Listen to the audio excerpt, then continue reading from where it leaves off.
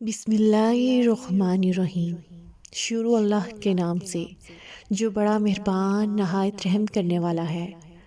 محترم ناظرین و سامعین، السلام علیکم۔ واقعہ معراج کی حقیقت کا یقینی ثبوت خود نبی کریم صلی اللہ علیہ وسلم کی ذات مبارکہ ہے۔ یہ وہ واقعہ ہے جب اللہ رب العزت نے اپنے بندے کو ساتوں آسمانوں کی سیر کروائی اور انہیں خود اپنی زیارت سے مشرف کروایا۔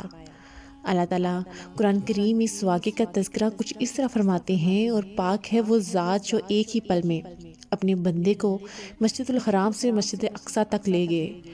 واقعہ معراج ماہ رجب کی 27ویں تاریخ کو پیش آیا۔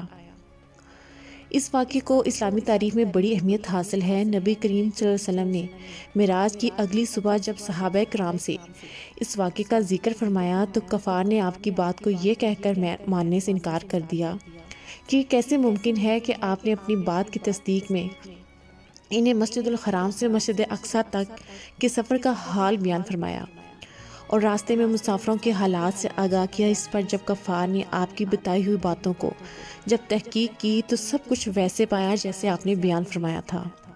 واقعہ معراج کو سن کر کفار مکہ حضرت ابو بکر صدیق رضی اللہ عنہ کے پاس تشریف لے گئے اور انہیں جا کر وہ سب کچھ کہا جو آپ نے انہیں بیان فرمایا تھا۔ حضرت ابو بکر صدیق رضی اللہ عنہ فرمانے لگے، بلا شبہ اگر نبی کریم صلی اللہ علیہ وسلم یہ بیان فرما رہے ہیں تو وہ یقیناً سچ ہوگا۔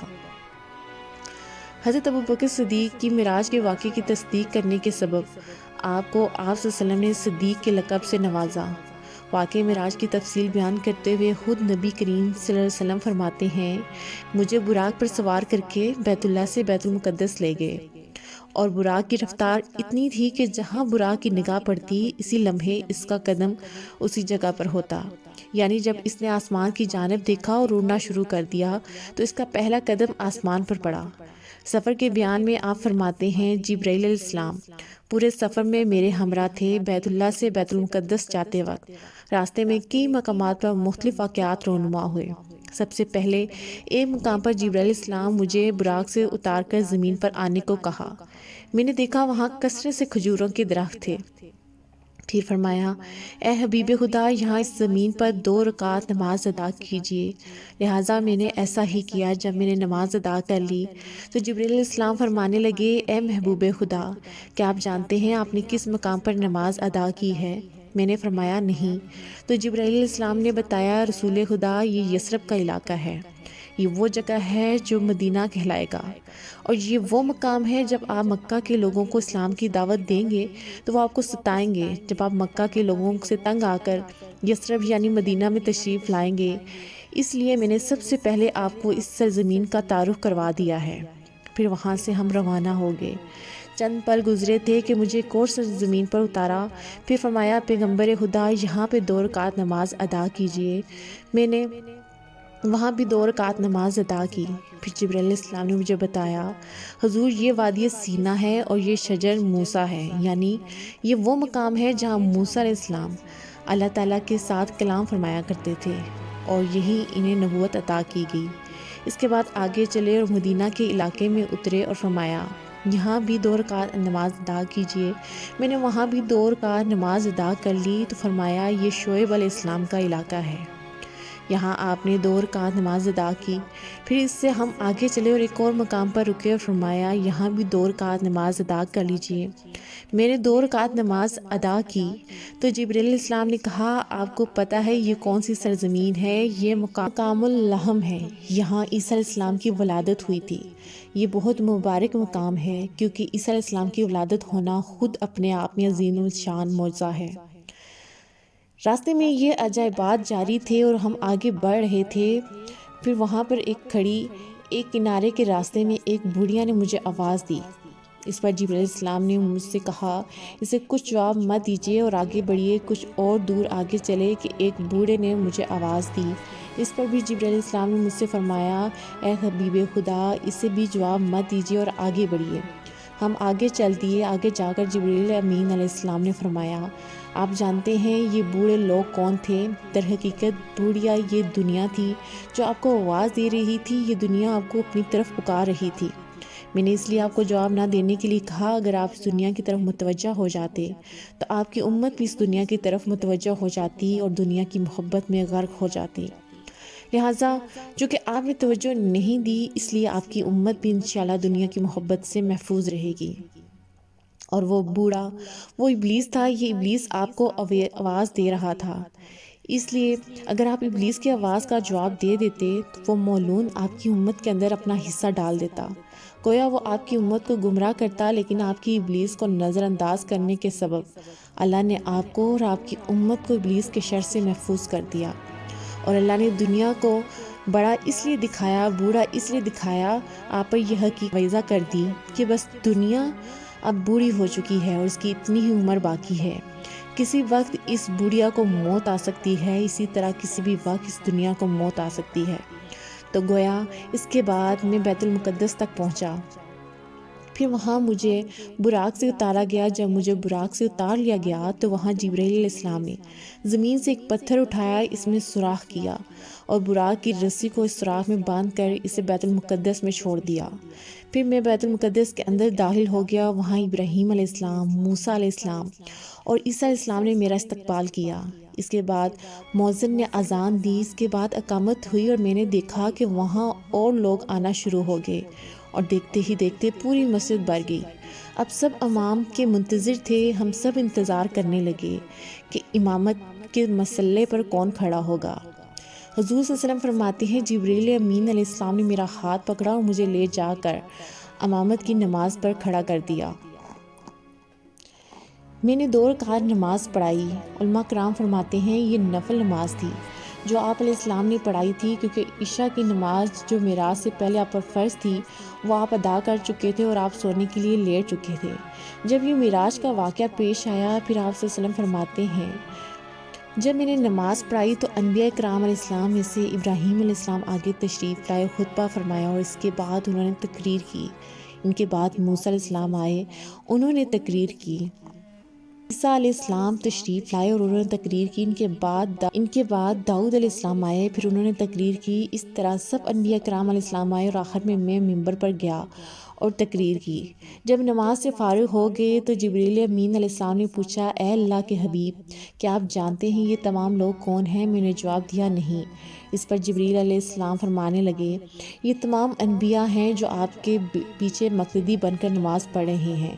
اللہ تعالیٰ نے یہ مقام اعلیٰ آپ کو عطا فرمایا اور یہ ثابت کر دیا کہ آپ افضل الرسول اور امام الانبیاء ہیں۔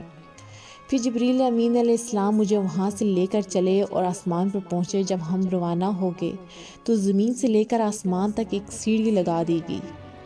وہ سیڑھی اتنی بلند تھی اور اتنی حسین و جمیل تھی اور اتنی نورانی تھی کہ الفاظوں میں اس کا بیان ممکن نہیں۔ اتنی خوبصورت سیڑھی میں نے اس سے پہلے کبھی نہیں دیکھی تھی۔ براق نے اس سیڑھی کے اوپر چڑھنا شروع کر دیا۔ براق کی نظر اتنی تیز تھی کہ بہت دور تک اس نے دیکھا اور جہاں اس کی نگاہ پہنچی وہاں پہ اس کا پہلا قدم پہنچا اور وہ پہلا آسمان تھا۔ وہ سیڑھی براق کا وہ نورانی راستہ تھا کہ جس پر مجھے براق لے کر چڑھ رہا تھا۔ اس طریقے سے ہم پہلے آسمان پر پہنچے اور میرے مسجد اقصیٰ سے روانہ ہونے سے قبل ان تمام انبیاء کرام کی آمد کے بارے میں 2 رائے قائم ہیں۔ ایک کے مطابق اللہ تعالیٰ نے انبیاء کو جس میں حاکی یعنی زندہ وجود کے ساتھ زمین پر بھیجا تھا، جبکہ دوسرا قول یہ ہے کہ انہیں جسم مثالی دے کر یعنی بظاہر جسمانی جسم دے کر انہیں زمین پر بھیجا، سوائے عیسیٰ علیہ السلام اور ادریس علیہ السلام کے، کیونکہ انہیں اللہ تعالیٰ نے جسم حاکی کے ساتھ ہی زندہ آسمان پر اٹھا لیا تھا، لہٰذا وہ اپنے انسانی جسم کے ساتھ تشریف لائے تھے، جبکہ دیگر انبیاء کرام علیہ السلام جسم مثالی کے ساتھ آئے۔ نماز کے فوراً بعد وہ سبھی انبیاء واپس اپنے مقام تک پہنچا دیا گیا، کیونکہ انہوں نے آپ کا آسمان پر بھی استقبال کرنا تھا۔ ایک اور مقصد اللہ تعالیٰ نے حضرت محمد صلی اللہ علیہ وسلم کو مسجد اقصیٰ تک پہنچا کر پورا کیا، وہ یہ کہ ہم سب پر بھی اس بات کا اشارہ کر دیا کہ آپ نبی القبلتین ہیں، یعنی آپ دونوں قبلوں کے نبی ہیں، بیت اللہ شریف کے بھی اور بیت المقدس کے بھی، اور بیت المقدس کے اندر جتنے بھی انبیاء کرام علیہ السلام ہیں ان انبیاء کا امام بھی آپ ہی ہیں۔ گویا بنی اسرائیل پر یہ بات واضح کر دی کہ بنی اسماعیل کا جو قبیلہ ہے اب پوری انسانیت کا وہی قبیلہ ہوگا۔ چنانچہ وہی ہوا کہ بعد میں بیت اللہ شریف کو پوری دنیا کی انسانیت کے لیے قبلہ قرار دے دیا گیا۔ آپ صلی اللہ علیہ وسلم فرماتے ہیں جب ہم پہلے آسمان پر پہنچے تو پہلے آسمان پر میرا استقبال آدم علیہ السلام نے کیا، ان سے میری ملاقات ہوئی۔ جب ہم دوسرے آسمان پر پہنچے تو عیسیٰ علیہ السلام سے میری ملاقات ہوئی اور ان کے ساتھ وہاں یحییٰ علیہ السلام بھی موجود تھے۔ اس کے بعد ہم تیسرے آسمان پر پہنچے تو وہاں یوسف علیہ السلام کے ساتھ میری ملاقات ہوئی۔ چوتھے آسمان پر ادریس علیہ السلام کے ساتھ میری ملاقات ہوئی۔ پانچویں آسمان پر ہارون علیہ السلام سے میری ملاقات ہوئی۔ جب ہم چھٹے آسمان پر پہنچے تو موسیٰ علیہ السلام سے ملاقات ہوئی، اور ساتویں آسمان پر حضرت ابراہیم علیہ السلام کے ساتھ میری ملاقات ہوئی۔ گویا ان ساتوں آسمانوں تک کی بلندیاں سات معراجیں ہیں جو آپ صلی اللہ علیہ وسلم نے طے کی، اور ان کا کتنا فاصلہ ہے اس کے بارے میں حضرت ابو ہریرہ رضی اللہ عنہ فرماتے ہیں کہ زمین سے لے کر آسمان تک کا فاصلہ 500 سال کی مسافت ہے، یعنی اگر ایک مسافر 500 سال تک اپنے اعتدال کی رفتار کے ساتھ چلتا رہے تو وہ 500 سال بعد پہلے آسمان پر ہوگا۔ پھر فرمایا پہلے آسمان کی موٹائی 500 سال کی مسافت ہے، پھر پہلے آسمان سے دوسرے آسمان تک کا سفر 500 سال کی مسافت ہے، پھر دوسرے آسمان کی موٹائی 500 سال کی مسافت ہے، اسی طرح دوسرے آسمان سے تیسرے آسمان تک کا سفر اور تیسرے آسمان سے چوتھے آسمان کا سفر 500 سال کی مسافت ہے۔ اب اسی طرح آسمان کا فاصلہ اور اس کی موٹائی 500 سال کی مسافت ہے۔ اگر اس دورانیے کو ضرب دی جائے ہمیں اندازہ ہوتا ہے یہ تمام سفر کا دورانیہ 7000 سال کی مسافت بنتا ہے۔ ساتوں آسمان پر انبیاء کرام علیہ السلام کے ملاقات اور ترتیب کی تفصیل کچھ یوں ہے۔ ساتوں آسمان کا فاصلہ ان کی موٹائی تک کا سفر جو کہ 7000 سال کی مسافت بنتا ہے، حضور نبی کریم صلی اللہ علیہ وسلم چند لمحوں میں طے کرنے کے بعد جب ساتویں آسمان پر پہنچے تو وہاں سے آگے سدرۃ المنتہا تک پہنچنے کا سفر شروع ہوا۔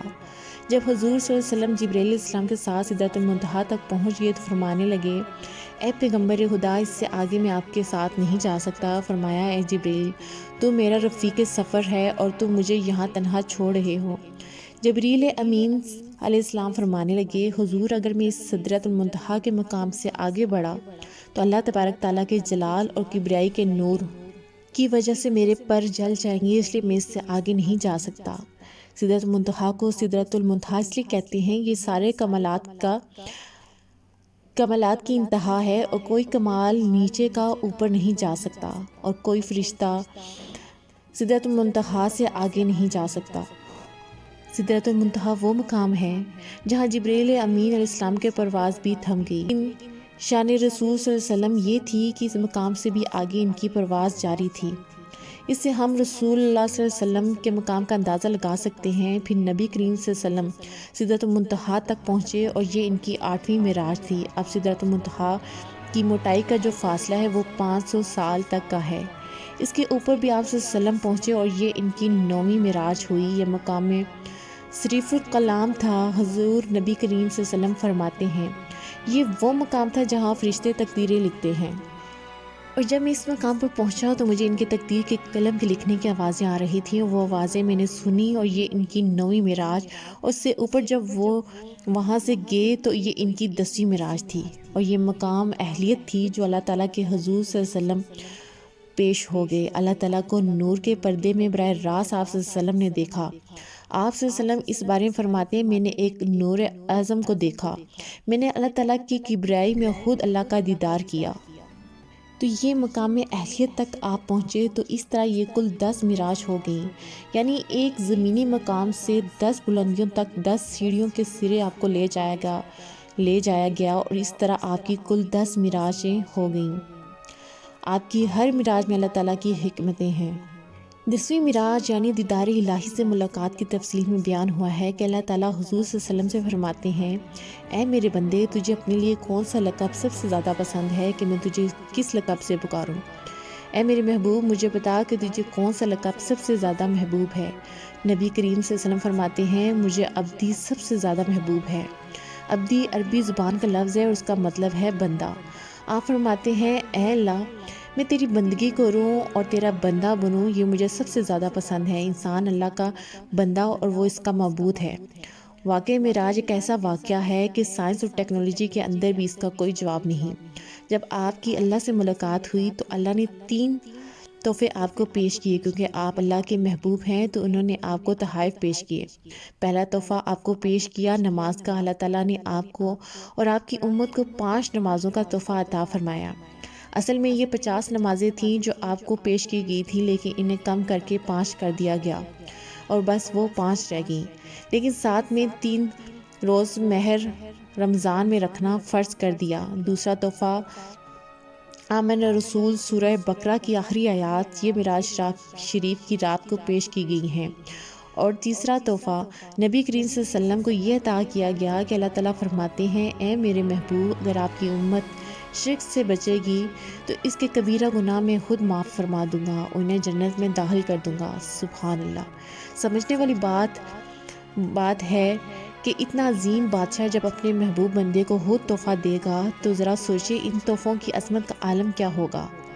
معراج کا واقعہ نبوت کے 5ویں سال رجب کی 27 تاریخ کو پیش آیا۔ اس سال کو عربی زبان میں عام الحزن یعنی غم کا سال کہا جاتا ہے، کیونکہ اس سال میں آپ کی زوجہ حضرت خدیجہ رضی اللہ عنہا اور آپ کے چچا ابو طالب کا انتقال ہو گیا تھا اور آپ شدید غم میں مبتلا تھے۔ اللہ تعالیٰ نے آپ کے دل سے اس غم کو بھلانے اور آپ کو اپنی قدرت کے کرشمے دکھانے کے لیے آپ کو 7ویں آسمان کی معراج کروائی، کیونکہ یہ سفر آسمانوں کی بلندیوں کی طرف تھا، اس لیے اس کا نام معراج رکھا گیا۔ معراج کے لغوی معنی ہیں سیڑھی یا پھر بلندی کے۔ اللہ پاک سے دعا ہے کہ اللہ پاک ہمیں نبی کریم صلی اللہ علیہ وسلم کے نقش قدم پر چلنے کی توفیق عطا فرمائے۔ آمین یا رب العالمین۔